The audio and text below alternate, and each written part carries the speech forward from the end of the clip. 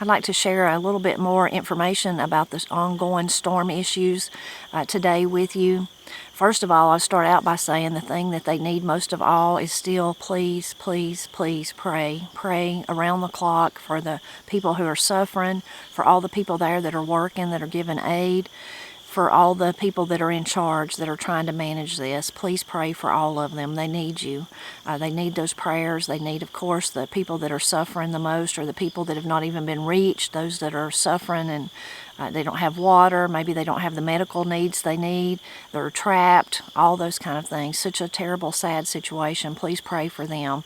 But also please pray for those giving aid. When you think about all the people trying to restore the power, trying to restore the water, which is non-existent in a lot of places, people trying to shore up the roads and things so that they can reach those people. And people cleaning up the mess, people giving medical aid. There's just so much. People delivering the donations. Just please remember all of them in prayer. It's a very dangerous situation, of course, for those people that was impacted, that have lost their houses, lost their lives in many situations. But it's also dangerous for those people going to give aid. It's a dangerous situation. So please, please, please pray for them. You're probably like me. The only thing that I've seen is what I've seen online. I've, of course, not went there to anywhere where there's storm damage. There was no damage here where I live in western North Carolina. I'm very thankful for that. But so I've not seen anything except what I've seen online. And it is shocking. Shocking. You just cannot wrap your mind around the damage. Both from the places that I know intimately that I've been lots of times, and then the places I've not been to, whether it's Chimney Rock or Lake Lure or somewhere like that, or East Tennessee or Virginia or down in Georgia. So many different places, South Carolina, so many different places were harmed. Of course, Florida, where the storm initially come on land. But it's just hard to wrap your mind around what damage, and it's just unbelievable. All these things that I talk about, I'll put in the description below. I'll put all these links, but I'm going to put a few videos just so you can see. Me and Matt and Katie and Corey have all just been looking and watching and paying attention, and all of them are just, as I said, shocking. Every video that you see is just shocking. You just can't even believe it, that it's real. And I can't imagine how it feels to be be the people that's living through it. But there's a few that I wanted to share with you today, and I'll put those links in the description, like I said, but I thought was really interesting. Mark Honeycutt, I don't know Mark Honeycutt, but he's done some videos, and interesting to me on his channel, he done before, this is in the Hendersonville area, he done the before, like on Thursday. One of the things that made this storm so bad is that we had already had this little system come through. Western North Carolina had, and other places too, I'm sure, but especially Western North Carolina, and we already had enough rain that was flooding. Again, not here where I live, but 2 hours that way. So they were already experiencing flooding, but he really shows up close and personal at how much it really was flooding. And so this is on Thursday before the storm Helene ever arrives, and it's really interesting to see as he goes around his day that day, and he's trying to go to the airport there in Hendersonville and he has a hangar and check on his stuff and all that, but it's just fascinating to see how much water there is then. And then he's acknowledging during the video, this is nothing compared to what's coming, and my goodness, was he so right. So I will link to that. And then there's also a really heartbreaking one, but just shocking to see the up close and personal damage, where he walks to Chimney Rock. He just hikes in there to see if, the things that he's been hearing and stuff. So I will link to that one. Just totally shocking. And then I will link to my friends, the Holmans. I'm going to link to one of their videos. And they're in the Mountain City, Tennessee. It's that area and the surrounding area. So not near Asheville, a different place. But I think their video is a perfect example of what all those people, how it comes so fast. It's, at the beginning of it, it's Daniel, I believe. I'm guessing. If I'm wrong, they can tell me in the comments. They're dear friends. But him leaving high school, there's already so much water. They're walking through knee-deep water. And I know schools would not do that. They would not hold kids until it was like that. And then part of it, the rest of it, I won't tell you all about it. You just go watch it. It just shows, I think, the the intensity and how fast it happened. And if you're like me and you've watched lots of videos, you've heard lots of people say that.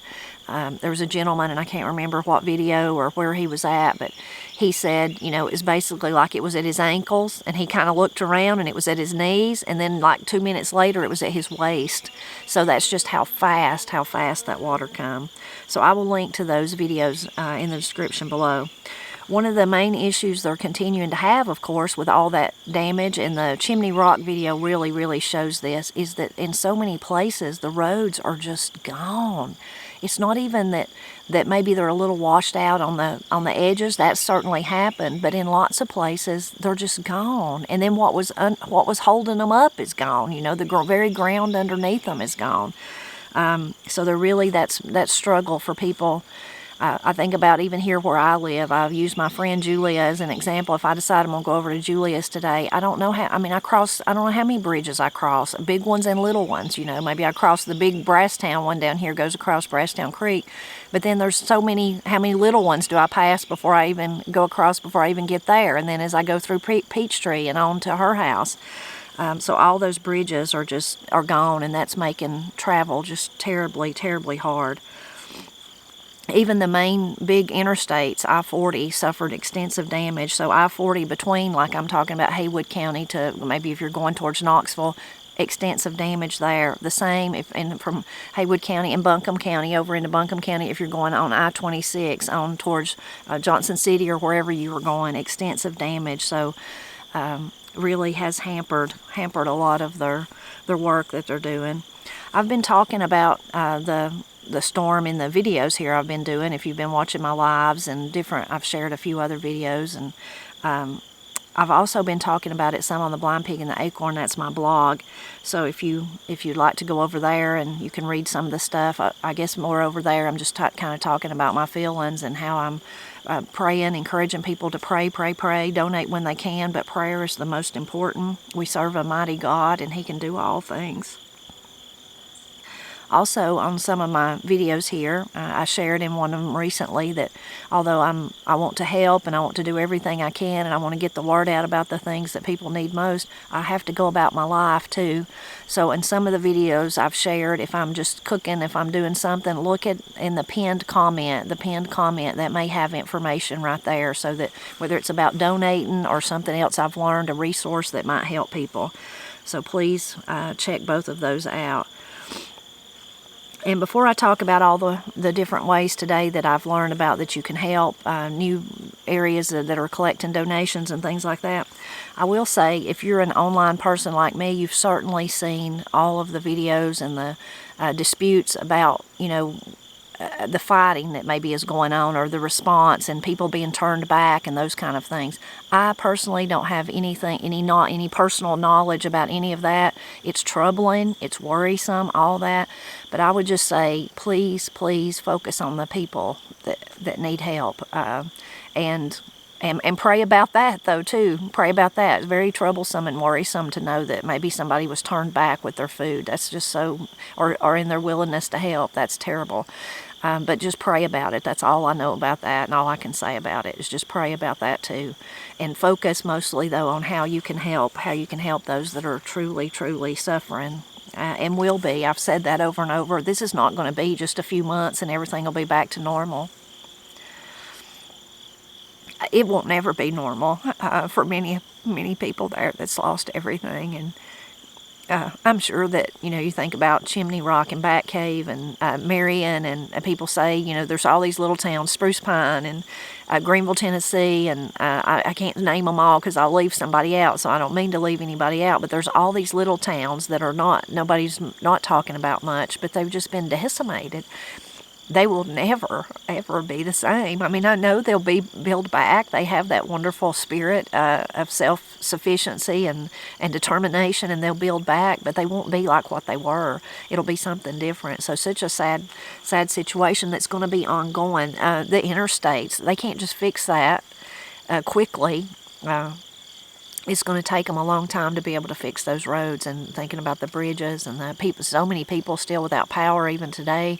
So lots and lots of work ahead of these people. So please just continue to remember them and know that they need you, and they need your prayers, and they need our support in any way that we can get it to them. So Katie and Corey have been helping me, and they've been doing it themselves too, so they can share and try to get the word out everywhere. We're just looking at all different places and trying to aggregate, I guess, if you will, different ways to help. A lot of you have sent me stuff. Thank you so much. I'm going to share some of those. Thank you so much for doing that. And even about this, there's become recently I've shared with you that the crazy scammers, how they made a Facebook page pretended to be me. Now they've made a TikTok page and they're pretending to be me. They've stole all my stuff. That's just minor and doesn't even matter about in the scope of something like this. But just saying that to show there's even scammers taking advantage of people trying to donate money. There's scammers pretending to be this organization or that organization and then taking the money. I just don't understand the evil that could live in someone's heart for them to do that to people in need like these people. So anyway, you have to, I know that's a concern. You have to be worried. You don't want to just throw your money away. You don't want to give it to somebody that scammed you out of it and then it don't even go to the people. And especially today, so many people are suffering themselves financially that it's hard. Then you scrape up enough money to help, and then maybe somebody steals it from you, a scammer pretending to be somebody. I know that's definitely a concern and something you should be careful about. And then also every person has to decide if they do so want to help, if they're able to help by donating, they have to decide which organization or which method works best for them and feels about them. Pray about it. God will lead you. Let Him lead you. These are just suggestions, just information, but you have to decide what works, what you trust, and then what works best for you.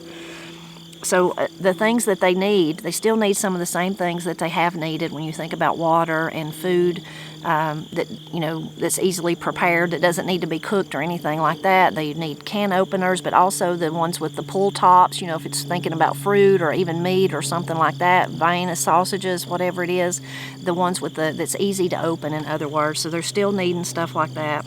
But there was and still a lot of baby stuff, which is really tore at Corey and Katie's heart because of their being new mothers. But they need bottles. They need baby formula that doesn't have to be, it's ready to drink right out of the can or right out of the pouch or whatever it comes in. A lot of times baby formula, whether it's powder or if it comes in a can, you have to mix it with water. But they do make baby formula that's just ready. It's already there. The water's already included. It's already mixed up, and that's the kind they would need. Still diapers for babies and for adults. Bottles, warm socks. This is the part that's changed. This week our area is supposed to get East Tennessee and Western North Carolina and probably even down into Georgia, but Virginia, certainly all these areas, South Carolina. We're supposed to get our first little cool weather of the year. It's not going to be freezing temperatures like a big frost and snow or something, but it's going to definitely be cold. And when you don't have heat and you don't have shelter, then you're going to be cold. So this is our first cold weather of the year coming. So now they're asking for warm socks, underwear, thinking of thermal underwear, gloves, sleeping bags, and then thinking about cleaning up all this mess. They need gloves. They need like latex gloves or protective gloves, even heavy duty gloves, because there's so much, first thing, there's sharp things, thinking about nails or glass or whatever it is, but then there's so much because it has damaged sewers, it's tore houses down, that now chemicals are out, you just think about all those things. So they need gloves to protect themselves. Of course, they still need the water. I think I said that. They need animal food, like thinking about your pets, for your dogs and your cats.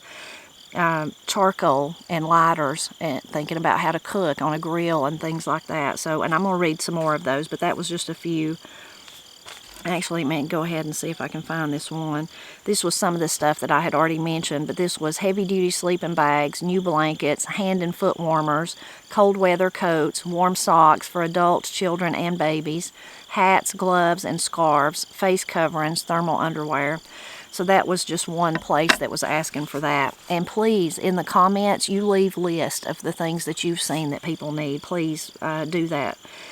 So first I'm going to focus on the ones locally here in my area. I've had some of you ask if you could drive to here and donate. So these are the ones that are going to be ongoing, I'm sharing. And again, in your area, please share who's collecting there, because all of you, you may live 5 hours from me, you may live across the country, but you may live within driving distance of someone else that can share in the comments. So this is a one that we've not shared before. Locally here, Tri-County Community College is going to start collecting. They may have started it this week, but at least they'll be doing it next week. And they're going to collect from, let's see if I can go back. I think that was Tri-County that Katie had shared with me. Yeah, 1 p.m. to 6 p.m. daily, it says. I'm thinking that may be Monday through Friday. That does say daily, though, but usually the college is open Monday through Friday, Monday through Thursday in some of the areas, but that's what it says. And there at the college, they have a truck driving program, so they have a few, at least one anyway, semi-truck, because that's what they teach people to drive in. They actually started that program when I worked there, so in the beginning I was one of the people trying to promote it and get the word out about it, but it's still ongoing. So they have that huge truck, so they're going to use it to collect stuff and then take it. So that's a place locally. 1 to 6 daily is what their thing said. I'm thinking Monday through Thursday would be better, but maybe they will be there on Friday and Saturday. I just don't know. Also, the police station in downtown in Murphy there, and I'll put the address in the link below. I don't know it off the top of my head. They were in downtown Murphy. They've actually moved just outside of it's still in downtown Murphy, not in downtown, still in Murphy, of course, the city limits, but they've actually moved just in the last little bit. So I'll put their exact address so that you could put it in your GPS if you wanted to. Of course, if you're local, you'll know where that's at. Peachtree Produce here in Peachtree, right across from Tri-County Community College, they are continuing to collect stuff and take it. Then I'm going to share some of the things that people had shared with me, and I'm going to try to share this in a link in the description, but it's a Google document. And Wood Pro Shop, thank you so much. You've been sharing ways for people to help, and this was one you shared. And when you did, the link wouldn't stick there on YouTube. It wouldn't stay. Maybe it will if I put it in the description, but if it doesn't, if you're watching this, can you tell us, like, where did you originally get that link? And if you comment, I'll go back and update the description. But if there's a page where you originally got it, we could just put that link and people could go back there.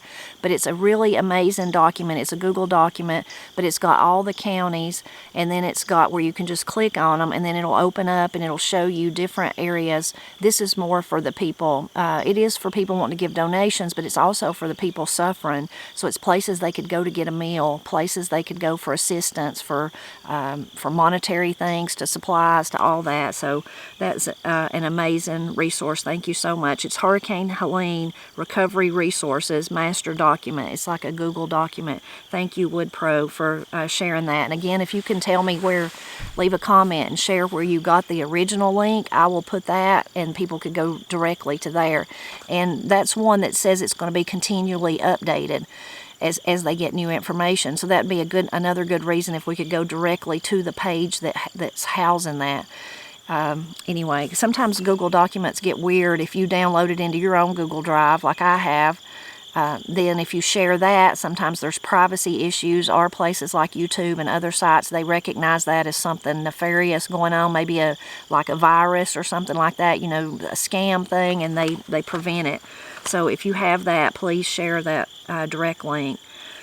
Another one Katie made me aware of is kind of the same thing like that. This is for Haywood County, North Carolina. It's theorchardnorthcarolina.com, theorchardnorthcarolina.com. And I'll put that link in the description below, but she found it on the Haywood County Emergency Services page on Facebook.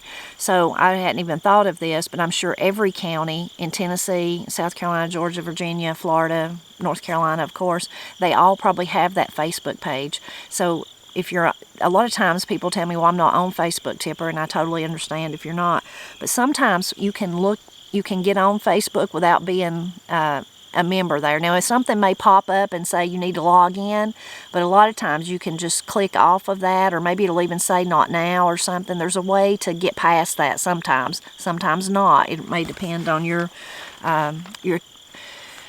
computer as far as your security program and that kind of stuff, or maybe I've only experienced that, the way of the internet, and someone else hasn't. But sometimes it'll let me look at stuff even if I'm not logged into Facebook. So that's a good tip, though, to look at each one of those counties, look at their emergency service and Facebook page, and then they would be telling you where you could donate and keeping a list of things. Someone sent me this one this morning. This was the city of Elizabethton in Carter County. Urgent need, Elizabethton, I'm not even saying that right probably, but you know what I mean. Park and Rec District Center. They were collecting those things like the blankets and that kind of stuff. And then Michael, I think that's how I say your name, and if not, I apologize for that, sent me some really interesting links that was operating pharmacies.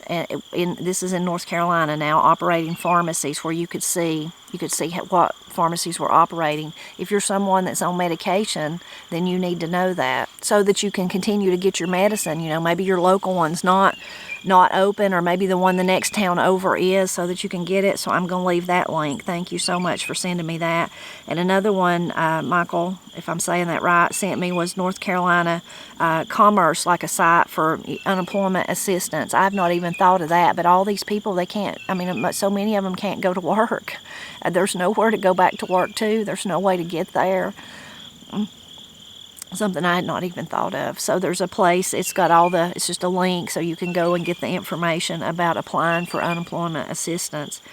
Also from Michael there, sent me the Starlink instructions. A lot of you probably have, if you've been paying attention to this, that's one of the ways they're trying to get communications restored, is that for people to hand out those Starlink consoles. I know even here in my county, when Starlink first come out, a lot of people was excited because then they could finally have high-speed internet. They lived in areas of our county that had never had access to it, and then they could get it. So, but once you get it, I'm sure you have to learn how to use it. So this was just instructions for people, so I will link to that. Thank you so much for all those.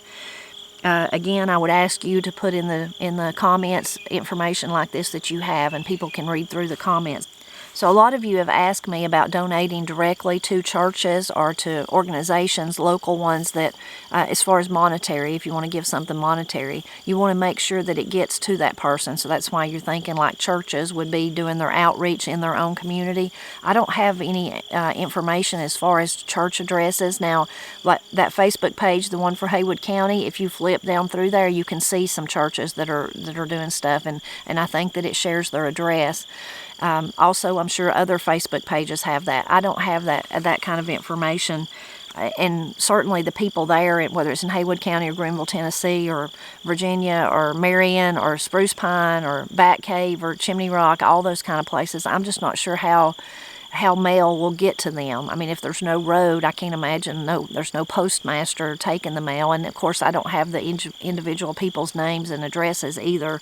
So again, though, this is going to be an ongoing thing. This is not going to end next week, next month, maybe not even next year. So just keep that in mind, and there may come a time later where you can help those individual people.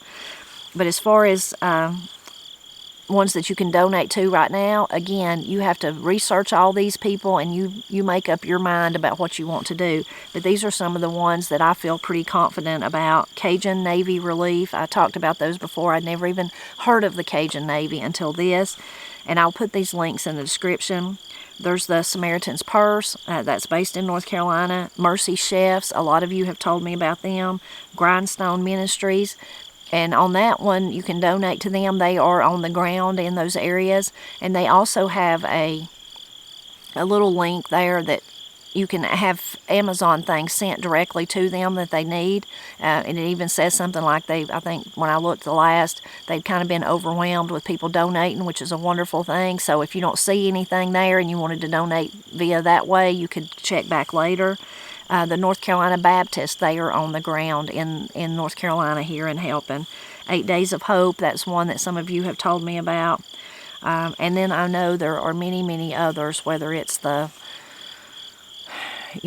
individual organizations like this that are set up, nonprofits that are just set up, that's what they do. They go into places and they assist when something like this happens. Or if it's those more, the churches and things, or even the things like Tri-County and Peachtree Produce and the police station here accepting donations and continuing to take them. There's so much there, and I would encourage you to share what you know in the comments, and other people can read it.